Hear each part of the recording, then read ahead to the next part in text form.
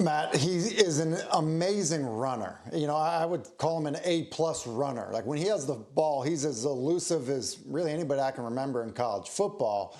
The problem is oftentimes as a passer, your feet can move too fast. And when they do, you can get out of control. And, when you look at Malik Willis and how he projects to the NFL, he's going to be fine when he's a ball carrier. When things break down, he decides, look, I'm going to take off and run. I'm going to try to create that way. He's ready now. But I think where there can be growth is, kind of what he talked about, the fundamentals, about playing quarterback and playing in the pocket and having your feet slow down where you're not relying on the ability to go escape, but to kind of, to be able to stay balanced and stay on time and in rhythm as a passer. That's really what I think he's going to have to work on at the next level. If he can be deceptively mobile, and Aaron Rodgers and Josh Allen, some of these players that have the ability to run but still play quarterback at a high level, I mean, he's got every tool a head coach would want. So that leads me to this, because to me in the NFL, it's all about fit for a quarterback you draft. Which team in your mind provides an ideal fit for him to succeed? Well, because I believe that he is, a bit of a project, if you will, somebody that needs to develop, get the experience and develop at the position, I think going somewhere where there's going to be some stability is key. And so, you see people saying Carolina Panthers, it's like, well, listen, Carolina, they could be making a coaching change if things don't go well this upcoming season. So I think the Atlanta Falcons are a team that they have a good quarterback room right now.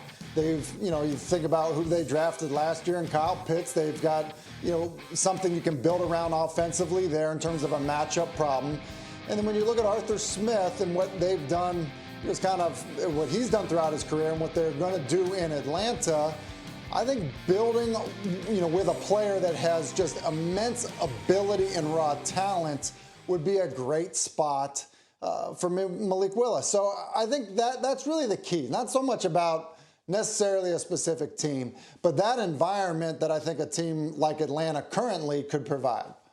Look, you mentioned the skill, but develop sometimes for some people means, hey, give him a year on the bench to learn. In Atlanta, I mean, you saw the quarterback room, Marcus Mariota and Felipe Franks. No disrespect to them. You would expect Willis to hop in there and start immediately. And we know that he's getting the bulk of the attention from the quarterbacks in the draft. But give me one that you believe's being kind of undervalued right now. Matt, I'm going to say Sam Howell, and I've called a number of North Carolina games over the past few years. So I've seen, Sam since he was a freshman.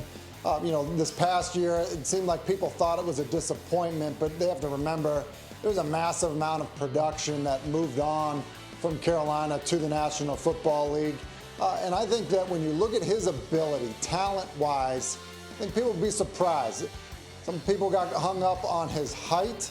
But you look at the quarterbacks playing in the National Football League right now, you don't have to be 6'4". And then you look at every other aspect of what you can measure on him in terms of type of runner he was, or quite honestly, his arm strength. Look, I think Sam Howell is a guy that can project to be a starter, and I don't really hear people talking about him being a first-round draft pick. In fact, I've heard people talking about him maybe going as late as the 4th round, which I don't think will happen because I do think he's a very good prospect. And there's always that one surprise quarterback in the draft. I'm not saying this is going to be Howell sneaking into the 1st round, but he's a player that if a team really, really likes him, will take a chance on him at the next level. Tim Hasselbeck with us. Round 1 gets underway Thursday, April 28th on ESPN. Thank you, Tim.